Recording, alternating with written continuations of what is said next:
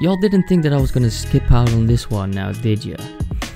Oh no, I had to see for myself if this game is as good as people make it out to be. I mean, there are some games that I have which I didn't really like, but according to others they are amazing. The Witcher. So let's find out if the reviews of Hogwarts Legacy are accurate. Yes, I'm ignoring the 1 out of 10 reviews, cause come on, but all the 10 out of 10 ones are also a bit too high in my opinion. Also, all the gameplay shown will be up to the first hour in game. Who'd have thought Darth Vader was Luke Skywalker's father? Thank you, Mr. Blow the Picture for me. And I will make sure that there are no story spoilers at all. You're welcome. Alright, so after I sold my soul to the devil for the 1000th time, I was accepted at Hogwarts. Getting into Hogwarts has never been this easy. I just bought my way in. 60 bucks did the trick. And people are definitely right about the voices and the character creator. If you change the pitch, it does sound a little odd. That was quite something. I am a few cobwebs and some dust. That was quite something. Other than that, I would say the character creation was fine, but nothing to write home about. The intro cutscenes do a good job of immersing you in the world, and you quickly can tell that the game stays true to the lore. Thank you, Professor Fig. I appreciate you working with me before the term begins. Oh, Eleazar! George! Which was definitely one of my concerns, especially because the storyline is completely different from the Harry Potter movies and books if you're a bookworm. Of course, you're a special character in this game because...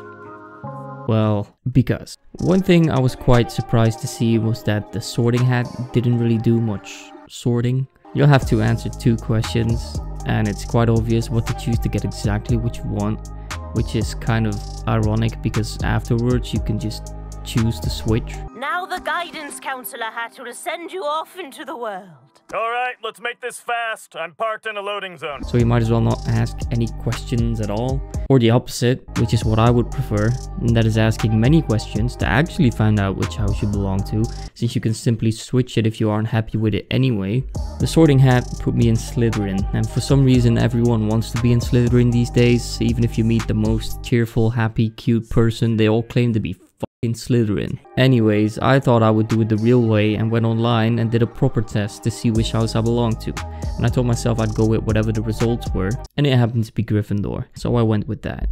So I was thinking about the story, because it's not Harry Potter's story anymore, it's your own. But luckily they did a good job there, the characters are interesting, which I was quite worried about as well.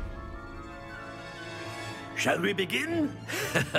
Welcome to Year 5 of Charms. Now, this will be a crucial year in your education on the art of charm work. But I am confident that we will take hold with the passion and rigor requisite of such a challenge. Because at first you still kind of expect the old characters to be there. There will be no foolish wand-waving or silly incantations in this class. But no, this truly is your legacy. The story is about you, not about Potter. I was particularly surprised with the character that teaches about plants and stuff. Kinda expected someone boring. I mean, I remember the last one, she was kinda boring. Also, plants, I mean, come on. I'm not retired yet. But she's cool, she does have quite the rustic bitch face though. The game is all about fan service and staying true to the lore, which is what makes it work, to be honest. Wait, it's not supposed to. Get it! Again. Dragon Dog! What happened? Well done, Gareth. What now, Mr. Weasley? Sorry, Professor. And without it, it wouldn't score nearly as high as it did.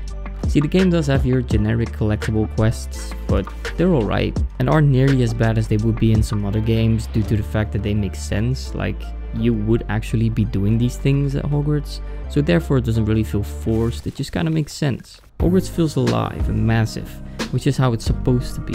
It's honestly quite magical. I'm sorry, I just had to do that. I just had to.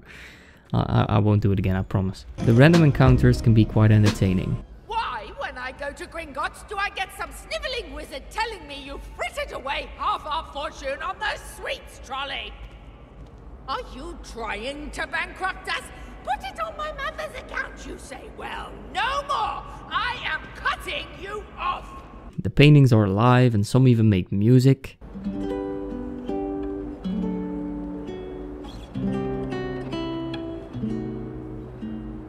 You will probably recognize a lot of these places and things that happen from the movies, which is great. One of the most underrated aspects of this game is the music and the sound design. It's what really gives you this mystical feeling and truly draws you in and keeps your attention, especially in the cutscenes.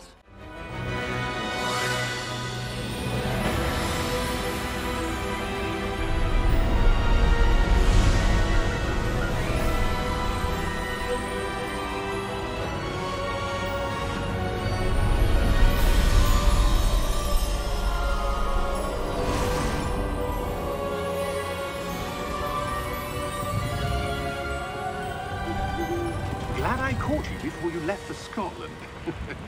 If you're one of those people who skips cutscenes, this game might not be for you, as it's truly a single player story driven game. The gameplay is definitely not the highlight, but it's still good. What really sets this game apart from the others is the atmosphere and the lore that stays true to the books and films. You will follow classes and learn spells, and some of these will also be used in combat. The combat is simple but fun, which is why I don't mind the simplicity.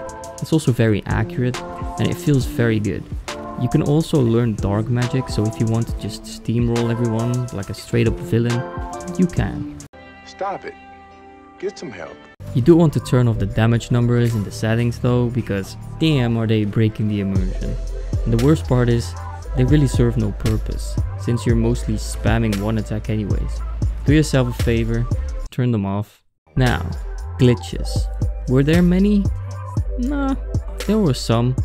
None of them were a big deal, luckily. For some reason my hair was glowing in the dark areas. I guess my guy used glow-in-the-dark shampoo or something. It wasn't a big deal, but I could only imagine what the brighter hairstyles would look like. I also saw 2 NPCs stuck in place, which was no biggie. And other than that, I've only really seen some clipping issues, which is mostly down to the ropes, physics. Some of them were funny, like this guy with his rope stuck around his dick. Alright, time to talk about the elephant in the room. Performance. Oh boy, does this game have some performance issues. This is probably the worst part. I was not able to run the game at my native resolution that I always use, which is 1440p. The frame rate would dip quite a lot, and I ended up running the game at 50% of that, upscaled to 1440 with all the graphics settings on medium. Now you could probably get away with high settings most of the time, but I don't want to deal with the frame rate dips when entering busy areas like Hogsmeade. My specs, if you were wondering, I'm using a CPU i7 11th gen, GPU is 3060 Ti, and I'm using 32 gigs of RAM. And this is a big problem. See, I can run the game at a pretty solid 60 FPS now, but I should be able to run it at a solid 60 at native resolution, if you ask me. Because I can only imagine how annoying this is going to be for people with less beefy PCs, if they're even able to run it at all in the first place. Also, all the extra features this game offers in terms of graphics also go straight into the trash because of this. I mean, for example, there's an option to turn on ray tracing, but I don't think anyone is using that because it's already hard enough to get a stable 60. You would have to steal a computer from NASA to be able to use that. Also, why does the game have to load shaders every single time I start the game? You're not gonna tell me that my PC has the memory of an old grandpa. It doesn't make sense to me. But that's just a minor thing, luckily.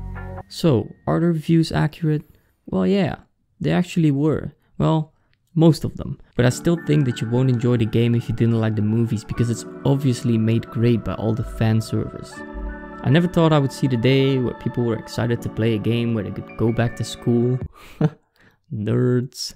All jokes aside though, this game is good. I still think it's pretty much a requirement to have seen the movies, because at its core, it's just another open world game. It just really nailed the theme and the fan service.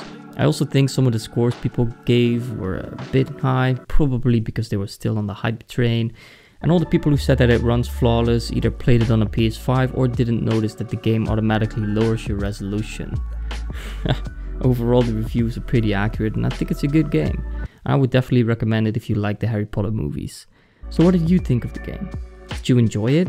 Did it live up to your expectations? Please let me know in the comments down below. And with that said, I hope you've enjoyed. Like, subscribe, all that stuff, and I'll catch you guys later.